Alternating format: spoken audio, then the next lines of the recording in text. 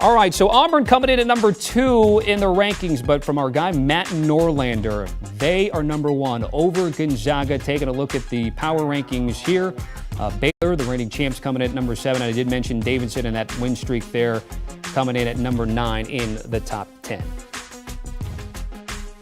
Eye on college basketball co-host Matt Norlander joining us here on CBS Sports HQ. So, Matt, I got to ask you, of course, taking a look at the power rankings, why Auburn over Gonzaga at number 1 for you?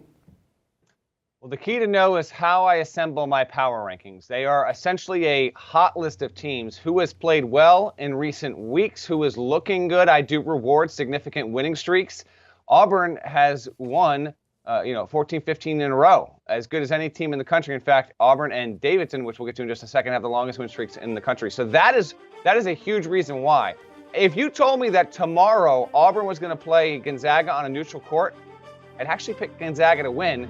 But my power rankings do have recency bias. If you are on long winning streaks and you're looking good doing it, beating quality opponents, I'm going to reward you for that. Gonzaga has 2 losses, and they are more recent than Auburn's lone loss, which came in double overtime on a neutral floor against UConn. So yes, right now, Auburn is operating as the best team in college basketball, and so that's why Bruce Pearl's Tigers get my number 1 spot in Thursday's latest look at the K-19 power rankings. All right, love the process, and of course, always subject to change. Tigers do have UK Saturday, Mizzou on Tuesday, and then Oklahoma at home back again next Saturday.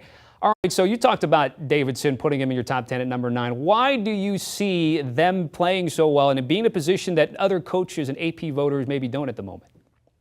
Well, they're not rewarding this win streak the way that I am. How about Davidson, though? It has 8 wins away from home. It's done really well for itself and is on that 14-game winning streak.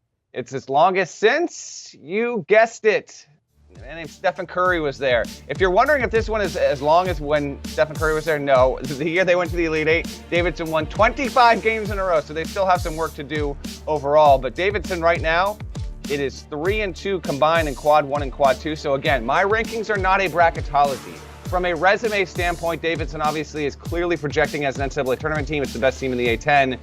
But, and you see that Alabama win, that's so significant there. From a win-loss perspective, they're doing great. They are pulling away from the rest of the pack in the Atlantic 10, and I'm going to reward teams that do this. So Davidson cracks into the top 10, particularly because a lot of teams that were in my top 10 a week ago lost in the previous 7 days. Davidson was in my power rankings a week ago, but it continues to win. Got a really nice win on the road against VCU, which was actually good for Davidson and probably not so good for the A-10. But nevertheless, Wildcats move up. Bob McKillop does have his best team. So Stephen Curry was there.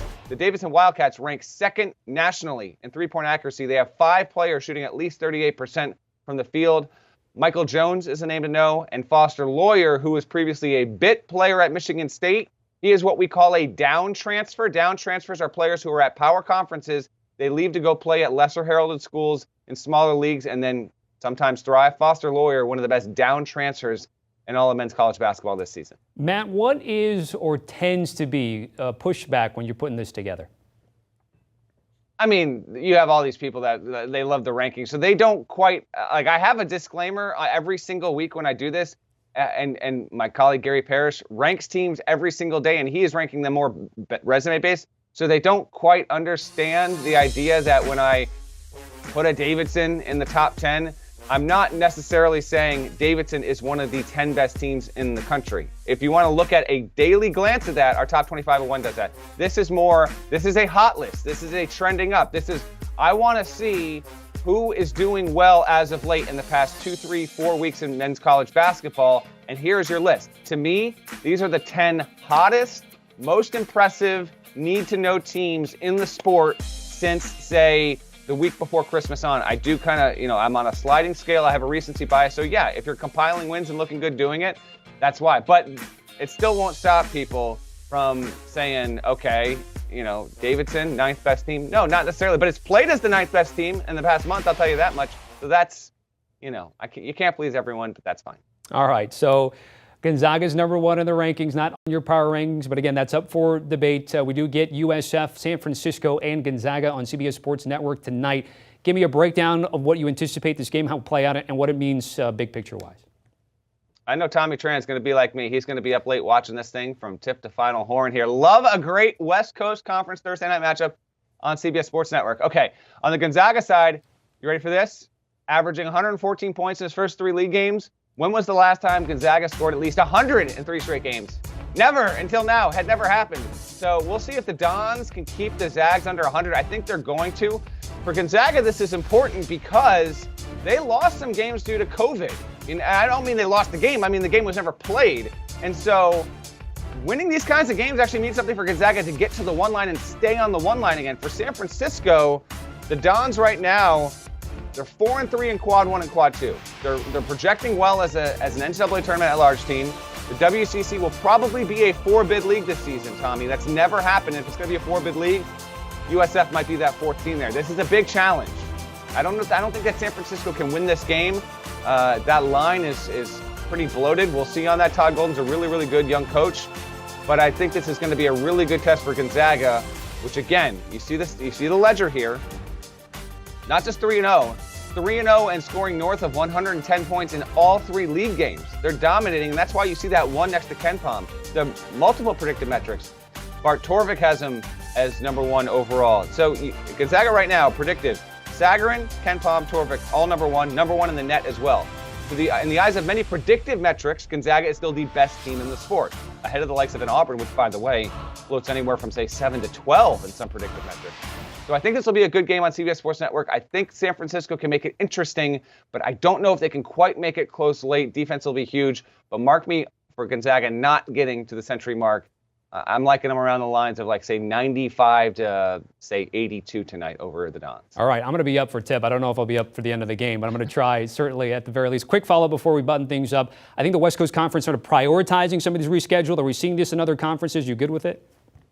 Yeah, for sure. I'll be quick on this. The West Coast Conference needed to make sure that its 4 best teams play each other twice, because that gives you the best chance when your best teams play each other more frequently to get multiple bids into the tournament. Other leagues haven't had as much of an issue with this yet, but yes, they are keeping an eye on it. And good news here, as many industry people and ADs and commissioners I spoke to about 3.5 weeks ago said, it looks like, and surely the trends are showing, that the cancellations and postponements are significantly dropping. They are significantly dropping. So this is not nearly the issue now that it was a month ago. And the hope is that by the time we get to February 1st, we might only have, say, 2 or 3 teams in the entire sport on COVID pause. Right now, we're barely at 10. All right, Matt, certainly appreciate it. Catch the latest podcast, the Eye on College Basketball Pod. The episode, remember again, Zags and Don, CBS Sports Network. We had Portland supposed to take on USF this week, but of course, as we just talked about, the West Coast Conference trying to prioritize some of the bigger games, which this one certainly fits the bill. 11 Eastern, CBS Sports Network. We've got you covered. Do you want a sports network that delivers everything that matters about the game? The highlights, the picks, the instant analysis, no yelling, no fake debates, no politics.